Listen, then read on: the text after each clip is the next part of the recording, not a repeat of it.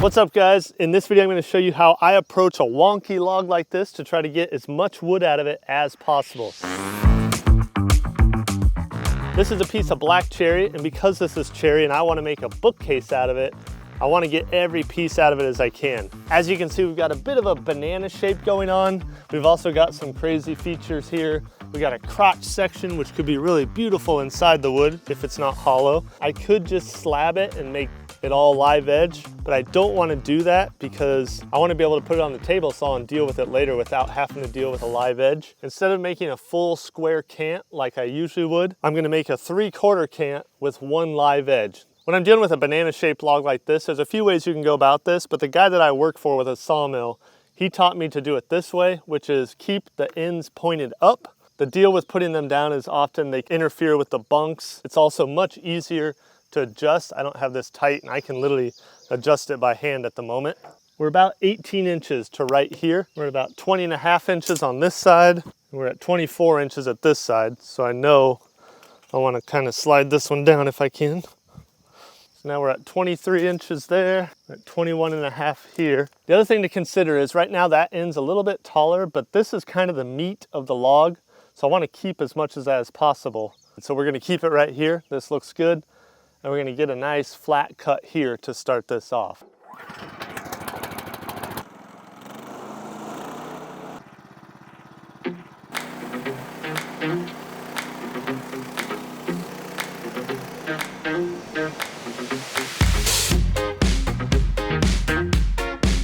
Firewood.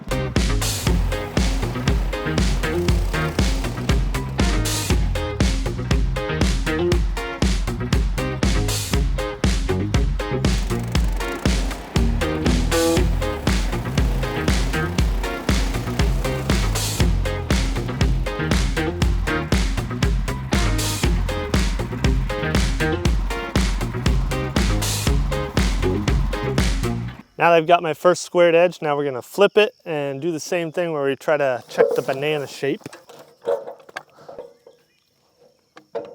Okay. It tapers a lot right here, but the crotch wood ends about here. So these end pieces, I'm not that concerned about if we lose them, but I can see the logs coming up a little bit. So we're probably going to want to drop this end down just a touch. Let's see where we're at here. Too much. So I'm just eyeballing, trying to get a nice line of sight. And I think that looks pretty darn good right there. I like that, so let's lock it into place. All right. This is the low part of the log, so 13 hits about here. So I think I'm gonna start with 13. We're gonna have some live edge, but I can go down from there. So that's where I'm gonna put the sawmill head at, and that should get rid of a lot of this bark.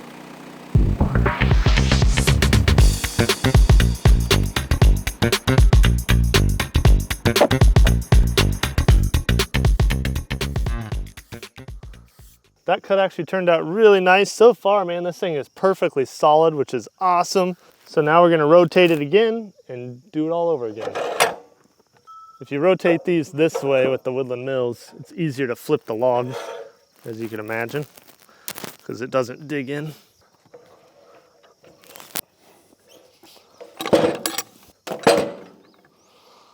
So now we're gonna take this top off and we're gonna keep this edge as our live edge. And then once I do that, we'll be able to just cut it straight down. Because I'm gonna be making 1-inch cuts, now I wanna be on the scale at 1-inch increments here, meaning if I'm 12 inches, I wanna start on 12 and not 12.5, otherwise I'm gonna end up with a 1/2-inch board at the bottom. While you watch me cut this stuff, let me just give you a few fun facts about cherry. First of all, cherry is rot resistant as long as you stay away from the white sapwood or the pith, which is the part in the middle. The actual heartwood, the darker colored, is pretty much rot resistant. In fact, the old timers, when they would make timber frames, a lot of times they would use black cherry as the sill plates in the floor. The reason carpenters love and hate cherry so much, they love it because it's very stable. Obviously it's beautiful, the color is amazing. On top of that, it's really easy on the tooling, on your blades, on the saws. It's got nice tight grain. It doesn't chip out too much. The reason people can hate cherry is because the indirect sunlight, cherry will get darker and darker over time. And so it's very hard to match panels if you're putting multiple pieces of cherry into a piece of furniture. Woo! That's beautiful. Someone might buy a piece thinking, wow, I really love this beautiful piece of furniture, and then in several months it's gotten way darker and they don't like it. On top of that, the sapwood, which is white, doesn't darken with the rest.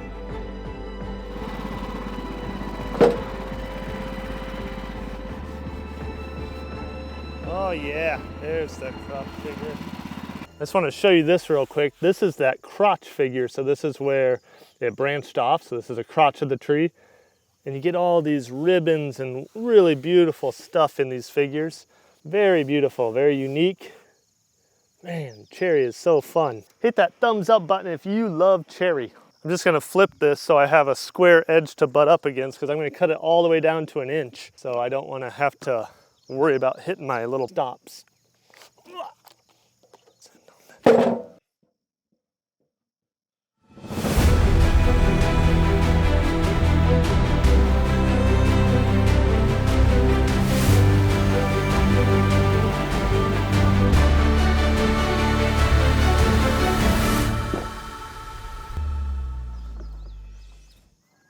As you can see, we got a lot of really beautiful wood out of that piece of cherry.